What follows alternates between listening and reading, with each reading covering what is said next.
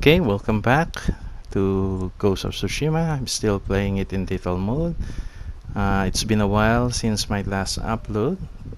Very busy lately because of work. Gotta prepare modules for the new normal after all.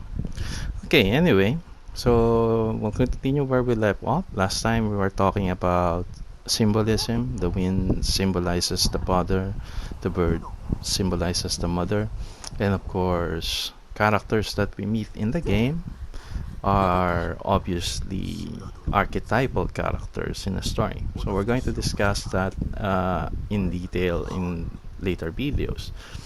Now, again, we were talking about how the story was actually well written and it follows this hero's journey. So we're going to follow that through in later videos. But for now, I'm going to talk about something that is really one of my favorite aspects of the game, and that is the haiku.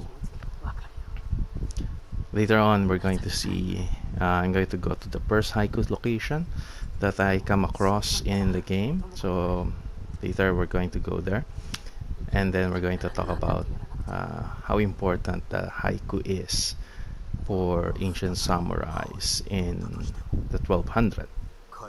Well, actually, haiku, the modern haiku or the haiku that we have today, was actually refined during the 17th century. So some of the critics of the game would argue that, well, haiku was not yet used as a form of poetry in in the time period that Ghost of Tsushima was actually set on. So basically, yeah, there's a truth in that. Of course, the haiku that we know today didn't exist uh, before Matsuo Basho, which was in the 17th century. So, but again, an older form of the haiku was already existing during that time. And people already write poetry in the basic format that the haiku is being written on. It's the 575 syllable count.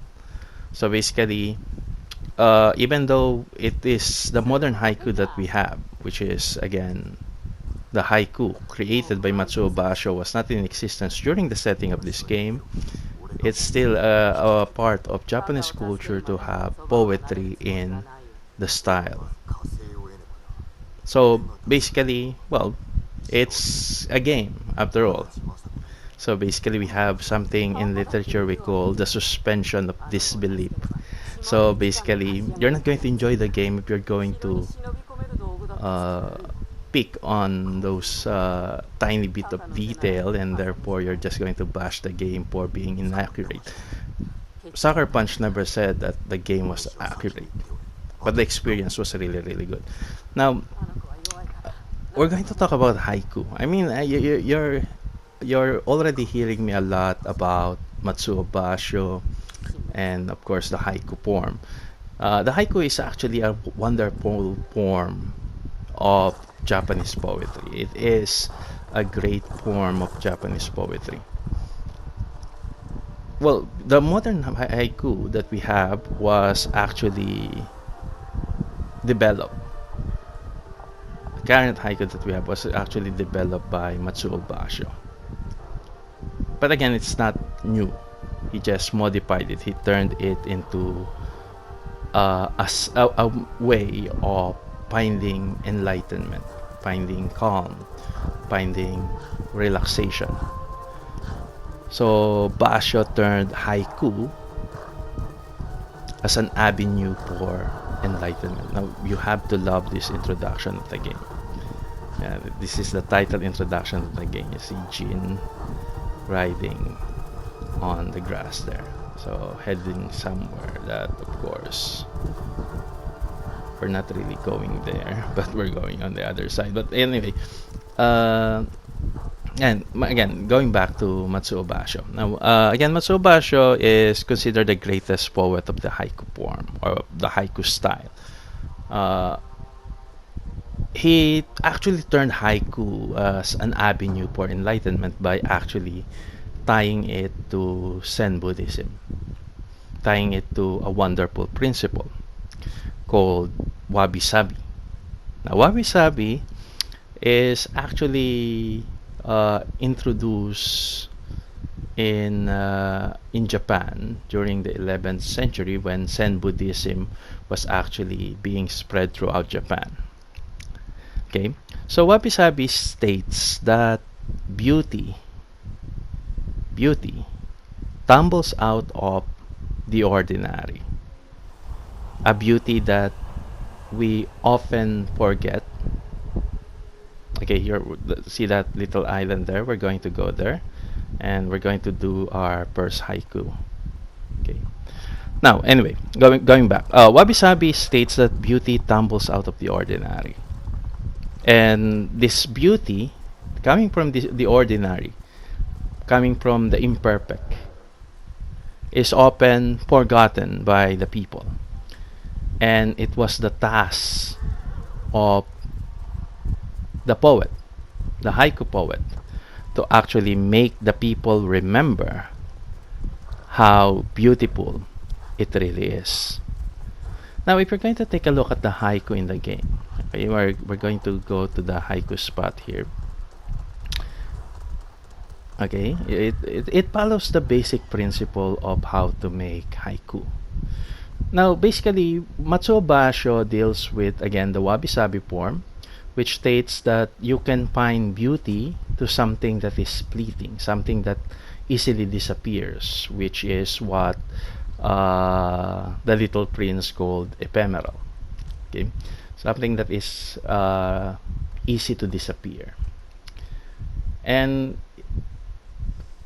nature actually reflects this more than anything else, because anything in nature can change, anything in nature can die, and anything in nature actually changes. So again, what Brad Pitt was trying to say in Troy is that the gods envy us because we are doomed. You can never be as beautiful as you are now, and this is the basic principle of wabi sabi, that there's something beauty in something that is imperfect, something that never remains forever. Now, in this game, you're going to take a look that it deals with the basic format, the 575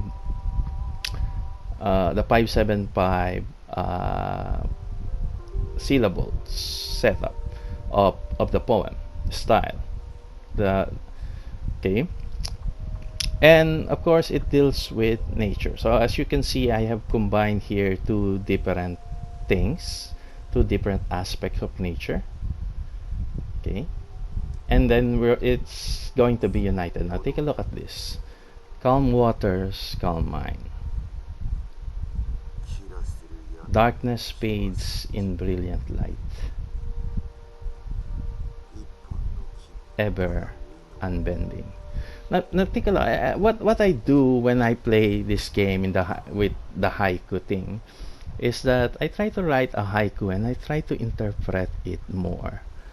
Now, when you take a look at two objects here in this form, you would notice that, okay, there's the calm waters, there's the shadow that fades, and of course unbending, which actually shows us that if your mind is calm, all darkness fades away and you become unbending, or at least that's what I think it meant. So basically, when I do write the haiku or combine haiku phrases in this wonderful game, it actually denotes to those kind of things. I enjoy interpreting it, so therefore I'm actually making different haikus every time I replay the game. So again, the haiku often points at the ordinary part of nature, as you could see in the game: the stream, the rock, etc.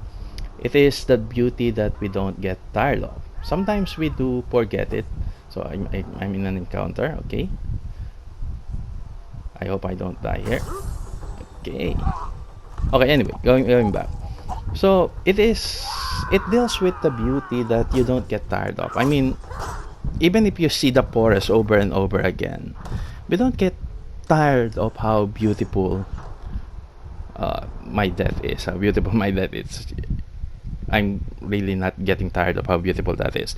Now, okay, even if we see a forest over and over again, we don't get tired of how beautiful it is. I mean, you don't say that you don't want to see the forest again. Or the sunset, when you see that bright orange glow, can you really resist looking at it? Now, I personally think that the game points at this in a wonderful way. This wabi-sabi beauty of nature. You just can't grow tired of how beautiful the game is. I mean, I'm playing it in Kurosawa mode and it's really beautiful. The beauty that tumbles from the ordinary. Well, we are going to cut this for now. If you enjoy that little lecture on haiku, then I do suggest that you subscribe, click the bell icon so that you're going to see lots of literary aspect of literature in this game. Okay, so we're going to stop for now and we're going to enter a new mission, and then we're going to discuss how certain characters here follow a certain archetype in literary characterization. So we're going to begin with Yuna. What was Yuna's role in developing the character of Jin to become the legendary Ghost of Tsushima?